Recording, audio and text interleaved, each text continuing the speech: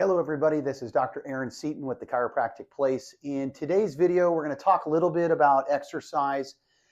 There are different ways to do that, but today I wanted to kind of specifically talk about exercising at home. What are the pros and cons of doing that? And remember, ultimately, the best thing is, as long as you're exercising and getting some workouts in every week, that's the most important. And sometimes it's best to know, what your personality is, what your commitment levels are, what's going to work for you. And for a lot of people, training at home just makes more sense. And one of the reasons is obviously it's very convenient. Once you're home or early in the morning before work, you don't have to go anywhere. You can do it at home. It's private, so if you prefer to have privacy, not have to share equipment, this is another thing that's a positive. It's time efficient, right? You don't have to drive to the gym. You don't have to drive home. It's right at your house. And it's flexible. So you can do this in the morning. You can do it, when you get home from work. You can do it later at night. A lot of people like that flexibility. Some of the cons, though, with training at home is you need to be self-motivated. There's no gym partner or gym culture to kind of keep you accountable and keep you training at home. You have to be pretty self-motivated.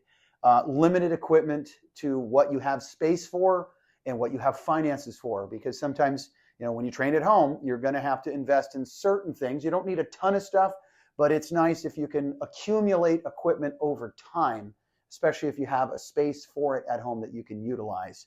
The other thing that people complain about when they train at home is there are distractions, right? We have kids, we have, chores around the house, things we want to try to get done. So sometimes that becomes an issue.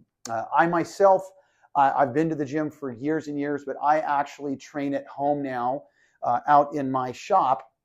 My wife and I have kind of accumulated exercise equipment over the last several years to where we have a really nice little home gym now where we can kind of utilize that stuff. I tend to be self-motivated when I wake up. I don't need somebody to tell me that I need to work out. So I've always wanted to train, and I usually train about Monday through Friday. And I love having my home gym and having my stuff there.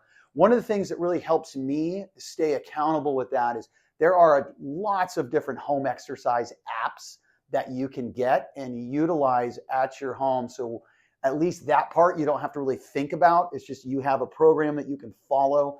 That's been very helpful for my wife and I to keep us accountable.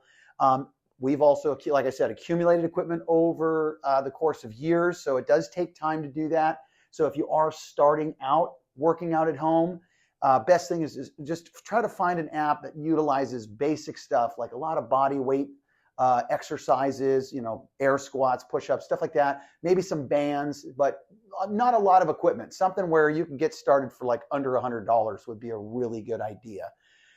So I enjoy training at home. That doesn't mean you have to. If you prefer going to the gym, some people train much better going to classes, having their workout partners with them. They look forward to going there. Ultimately, what matters is getting a good workout, getting several of those a week, just to keep yourself healthy, keep yourself on track.